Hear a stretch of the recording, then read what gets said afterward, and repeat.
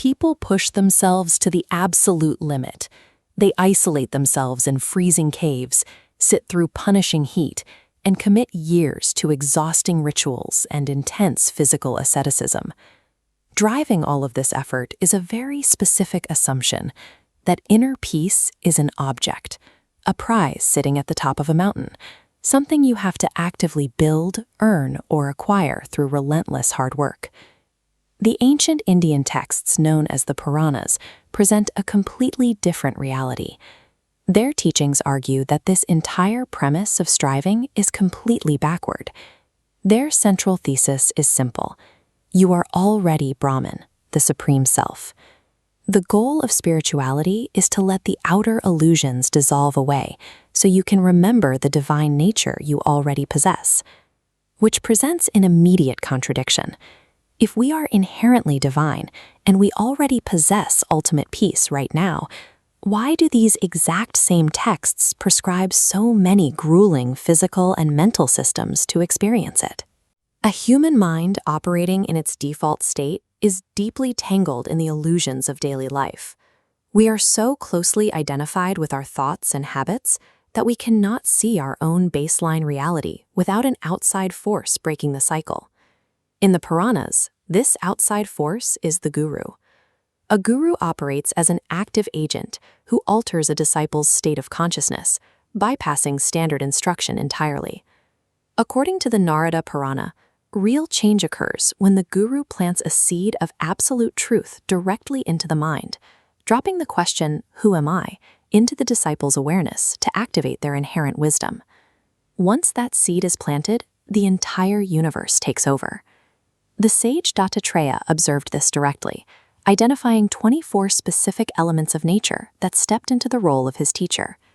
Everything in the surrounding environment begins to reinforce the lesson. Brahman expresses itself through the movement of rivers, the flight of birds, and even the physical experience of pain, acting as constant feedback. The external world operates as a customized, omnipresent classroom, actively pressing the individual toward realizing their own true nature. Yet, having the universe as a guide does not make the trip easy. As the mind turns inward, the seeker runs into a massive wall of internal resistance. That resistance is the ego. As Shukracharya explains to King Bali in the Vamana Purana, this clinging to personal identity is the actual bondage keeping the soul separated from Brahman. This requires a redefinition of sacrifice. True sacrifice happens internally through the systematic dismantling of the ego's rigid structures. When King Bali finally submitted his ego, he achieved complete transcendence.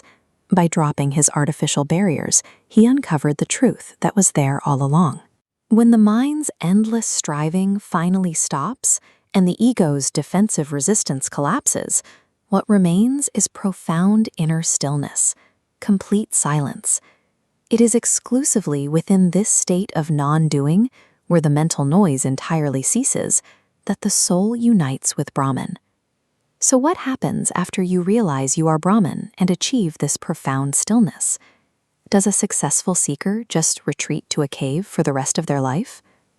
The Bhagavat Purana answers this through Krishna's final teaching to Uddhava. You return to everyday life and perform your normal actions, operating from an altered baseline of awareness. There is a sharp contrast in how these actions play out. Acting out of ego means frantically grasping at the world to secure a sense of peace. Acting through the knowledge of Brahman means working from a position where peace is already entirely secure. Which brings us back to the original contradiction. All of the intense rituals, the complex yoga, and the punishing tapasya never actually created liberation. Without the underlying awareness, those external practices are completely deficient. Their only real purpose is to provide necessary friction. They serve as loud, persistent alarm clocks, required to shock human consciousness and wake the mind from its illusions. True liberation remains an eternal, divine reality, waiting patiently in the depths of your own silence, ready for you to simply remember it.